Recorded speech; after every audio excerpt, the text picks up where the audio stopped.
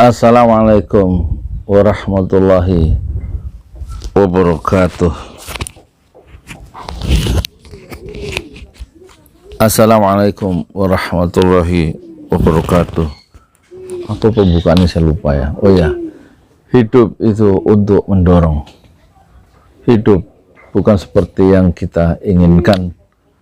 Hidup bukan seperti yang kita bayangkan. Hidup seperti yang bukan seperti kita rencanakan. Udah masuk? Iya. Waalaikumsalam. Waalaikumsalam. Masuklah. Hidup seperti yang kita jalani saja. Sebagaimana pemilihan ketua Nahdlatul Ulama, ketua NU, ketua umum NU, Muktamar NU, itu saya tidak peduli siapa yang kepilih, mau Yahya Saquf kek, ya, mau siapa, Kiai Agil Siroj kek, nggak penting. Yang penting NU itu nanti kritis tidak terhadap kekuasaan dan bisa menegakkan amar ma'ruf tidak dan nahi mungkar terhadap kekuasaan. Itu yang pertama. Yang kedua, saya juga nggak terlalu penting itu apakah Yusuf Mansur di penjara kek atau enggak kek. Yang penting persoalan intinya dia bisa nggak menyelesaikan persoalan-persoalan yang dituntut oleh orang yang merasa dirugikan dalam persoalan utang piutang atau janji yang tidak ditepati dalam proses investasi. Yang saya pentingkan itu, yang saya concern itu, kok ada orang nolak pesantren tahfiz Al-Quran di Malang. Itu baru di era sekarang ya, di era kepemimpinan sekarang, dalam era presiden sekarang itu ada orang yang menolak pesantren tahfiz Al-Quran Ojo Lali. Dan tokoh utama yang ditolak siapa lagi kalau bukan Gus Nur. Gus Nur yang selalu menjaga jarak dengan kekuasaan. Rupanya menjadi Gus Nur dijadikan semacam bukan bidak ya, semacam sasaran ya, kemarahan orang-orang yang mungkin merasa tidak puas secara sosial atau secara struktural, mungkin bagian kelompok orang-orang yang tidak mendapatkan kepuasan secara kekuasaan ya. Jadi bisa jadi sebagai cara untuk menarik perhatian atau membangun satu reputasi di hadapan kekuasaan supaya diperhatikan, mungkin begitu ya. Itu kan bisa aja ngomong seperti itu kan, mana tahu. Biasanya orang berbuat itu kan karena ada kepentingan ya, kepentingan politik ya, ada kepentingan bisnis ya, mungkin yang kepentingan kekuasaan, mungkin juga sebuah proyek ya kan, bagaimana menggagalkan sebuah proyek, menggagalkan sebuah, bagaimana dulu Habib Rizik katanya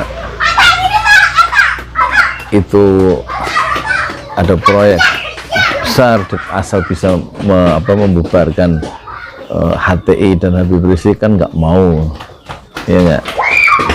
Ternyata proyek itu diambil oleh orang lain yang bisa membubarkan HTI.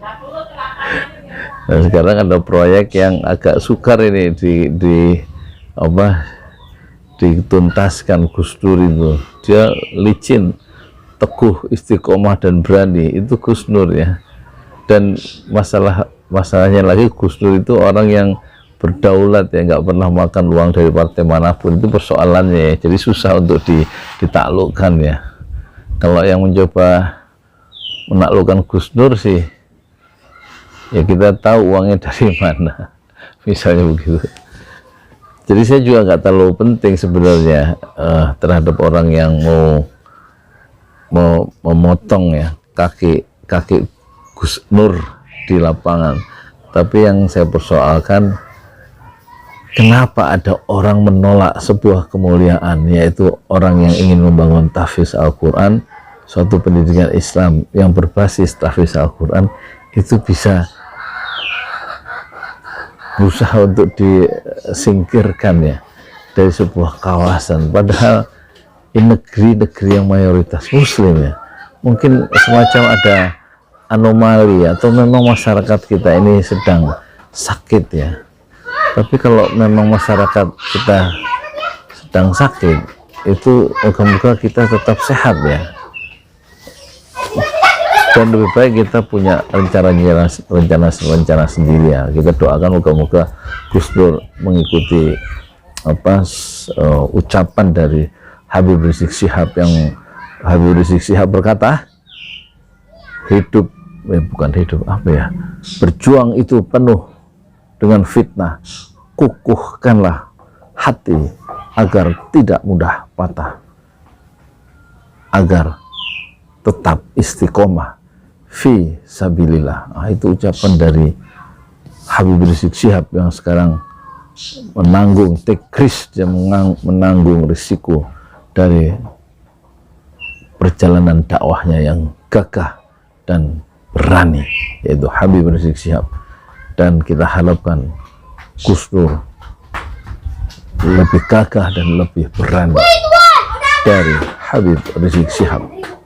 Habib Rizik Syihab berkata, berjuang itu penuh fitnah, maka kukuhkanlah agar hati tidak mudah patah, agar tetap istiqomah fi sabilillah. Ya, itu pesannya untuk para pejuang-pejuang dakwah di lapangan yang pada prakteknya ya, pertempuran hak dan batil itu tidak pernah sirna dalam panggung sejarah, dan yang hak itu pasti menang. Dan saya sendiri alhamdulillah kemarin sudah 4.300 video. Saya punya cita-cita sendiri ingin mengalahkan PewDiePie dari segi produktivitas bikin video ya, sebagai konten kreator. PewDiePie punya 4.400, saya sekarang sudah 4.100.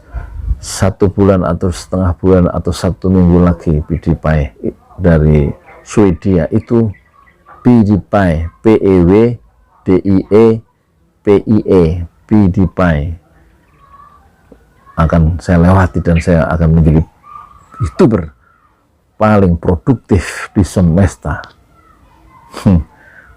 Meskipun subscriber saya alhamdulillah sudah 334.000 dan video saya ada 4.300. Setelah saya kalahkan PewDiePie, saya akan mencari jalan ya. Setelah saya menjadi YouTuber paling produktif di 5 benua, saya akan mencari jalan bagaimana satu video ditonton oleh 1 juta penonton dalam waktu 24 jam. Udah? Mana Farahnya? Loh, ini motor siapa? Oh, pantes. Jadi oh, bagus. Jadi sama siapa sih, apa?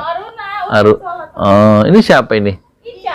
Ica. Iya. Masa lupa terus? Lupa, udah tua saya, banyak dosa. Jadi gampang lupa. Iya, hati-hati. Hidup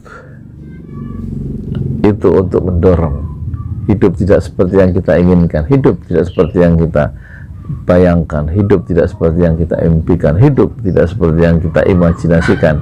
Hidup tidak seperti yang kita inginkan, tapi hidup seperti yang kita jalani saja. Saya Yudi Pramuko, tukang donat dari para YouTuber tertua di semesta. Fasbir sobran jamila, bersabarlah dengan kesabaran yang indah. Assalamualaikum warahmatullahi wabarakatuh. Udah ya, saya mau jualan dulu. Biasa jualan nasi uduk. Tapi meskipun tua nasi uduk, video saya banyak loh. Nggak ada yang bisa ngalahkan. Siapa yang ngalahkan saya? Atta Halilintar nggak bisa ngalahkan jumlah video yang saya bikin. Deddy Corbuzier juga, Ria Ricis juga, atau siapa, Rans Entertainment, Raffi Ahmad, atau siapa lagi, Pak Imbong. Nggak ada yang bisa mengalahkan video saya dari segi jumlah. Orang 18 Desember kemarin saya upload sampai 25, 25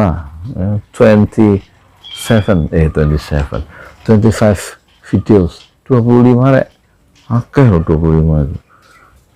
Yes, gitu aja ya. Pahit nih mulut saya, mau minum dulu. Assalamualaikum warahmatullahi wabarakatuh.